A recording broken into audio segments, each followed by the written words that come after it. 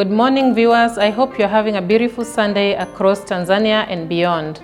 I want to give you a brief preview of what we have on our pullout this Sunday. Inside Sound Living, we bring you a story of teenage fathers in Tanzania and their challenges, and we also bring experts who share with us tips on how to deal with young parenthood in Tanzania and beyond.